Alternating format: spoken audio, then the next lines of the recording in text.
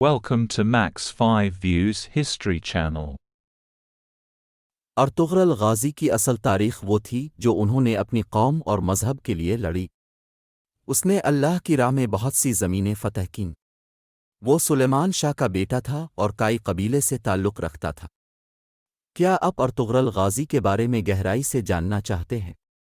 اگر یہ سچ ہے تو اب بالکل صحیح منزل پر ہیں۔ یہاں اس آرٹیکل میں ہم ارطغرل غازی کے ہر پہلو کو ڈی کوڈ کریں گے۔ سلیمان شاہ کا تعلق ترک قبیلے سے تھا۔ وہ کائی قبیلے سے اوغوز کی نسل سے تھا۔ وہ ایک ترک قبیلے کا سربراہ تھا۔ اپنی بیوی ہیم ہوٹن کے ساتھ ان کے 4 بیٹے ہیں۔ سنگورٹیکن بے، گنڈب گدو بے، دندار اور ارطغرل سنگورٹیکن بے، گنڈگو بے، دندار اور ارطغرل ہیں۔ اس کا قبیلہ وسطی ایشیا سے ایران، پھر اناطولیہ سے ایران منتقل ہوا۔ سلیمان شاہ کا سب سے چھوٹا بیٹا ارطغرل تھا۔ وہ 1188 میں پیدا ہوا تھا۔ ارطغرل ہمیشہ سے ایک باہمت نوجوان رہا ہے، جو بڑی تیزی سے فیصلے کرتا ہے۔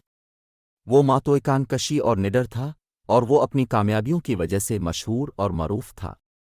تاہم جب وہ چھوٹے تھے، وہ قبائلی انتظام کے مسائل میں دلچسپی نہیں رکھتے تھے، لیکن جیسے جیسے وہ بڑے ہوئے، وہ سیاست میں دلچسپی رکھتے تھے اور خود کو قائم کیا۔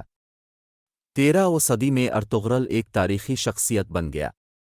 اس نے اپنے قبیلے اور مذہب کے لیے جنگ کی اور اللہ کے نام پر بہت سے علاقے فتح کر لیے۔ وہ ایک حقیقی جنگجو تھا جس کا اللہ پر بھروسہ، اسلام سے محبت، وفاداری اور پختہ روحانی عقائد نے اسے مستقل طور پر اپنے دشمنوں کو نشانہ بنانے اور شکست دینے کے قابل بنایا۔ وہ ایک شاندار لڑاکا تھا، جس سے پتہ چلتا ہے کہ وہ اتنی جنگوں میں کیوں شامل تھا۔ اس نے سلطنت عثمانیہ کی عظمت کی بنیاد ڈالنے میں اہم کردار ادا کیا۔ غازی فارسی زبان کا لفظ ہے جو حملہ آور جنگجو کو ظاہر کرتا ہے۔ یہ ایک ایسا لفظ ہے جو مختلف مسلم زبانوں سے مستعار لیا گیا ہے۔ غازی بنیادی طور پر ترک ہیں اور انہیں ترک بنایا گیا تھا۔ یہ عربی لفظ غزوہ سے آیا ہے، جس کا مطلب ہے وہ سواری کرتا ہے، وہ جنگ کرتا ہے، اور ایک ایسے جنگجو کو بیان کرنے کے لیے استعمال ہوتا ہے جس نے کافروں سے لڑنے کا وعدہ کیا ہو۔ مجاہد غازی مجاہد کا ذیلی مجموعہ ہے۔ ارطغرل ایک بہادر چیمپئن اور جنگجو تھا جس نے اسلام کی خاطر متعدد جنگوں میں فتح حاصل کی۔ وہ بھی ایک مجاہد سے مشابہت رکھتا تھا۔ اس کے نتیجے میں لوگ اسے غازی کہنے لگے۔ جب منگول کے خلاف جنگ شروع ہوئی، جیسے ہی منگول حملہ قریب آیا، ارطغرل غازی نے نوآن کو شکست دی، جو منگول بادشاہ اوغتائی خان کا دایاں ہاتھ ہونے کے ساتھ ساتھ ایک اہم رہنما بھی تھا۔ بمشکل 400 خیموں کے ساتھ ارطغرل کی راہ میں رکاوٹیں تھیں۔ سادتین کوپیک نے سلطان علاء الدین کو زہر دینے کے بعد، اس نے کوپیک کی انتظامیہ کے خلاف بغاوت کی اور اپنی ریاست کا اعلان کر دیا۔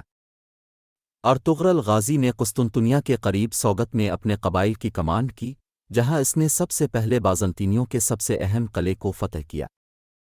بازنطینیوں کی کامیابی کے بعد، وہ تمام تر قبائل کو متحد کرتا ہے اور ان کے اختلافات کو حل کرنے کی کوشش شروع کرتا ہے۔ اپنی 400 گھڑ سوار فوج کے ساتھ، ارطغرل نے روم کے سلجوقوہے کی مدد کی اور سلجوق ملک کا حکمران بن گیا۔ وہ ایوبیوں اور سلجوقیوں کا دوست بن گیا اور حلب کے قریب صلیبیوں کو فتح کیا۔ ان کا عظیم کارنامہ طاقتور عثمانی سلطنت کی بنیاد رکھنا تھا۔ اس خلافت نے 1291 سے 1924 تک امت مسلمہ کی تعریف کی۔ مشہور مسلمان فاتح اور مورخ ارطغرل غازی 1280 یا 1281 عیسوی میں 90 سال کی عمر میں فوت ہوئے اور انہیں سوگت میں سپرد خاک کیا گیا۔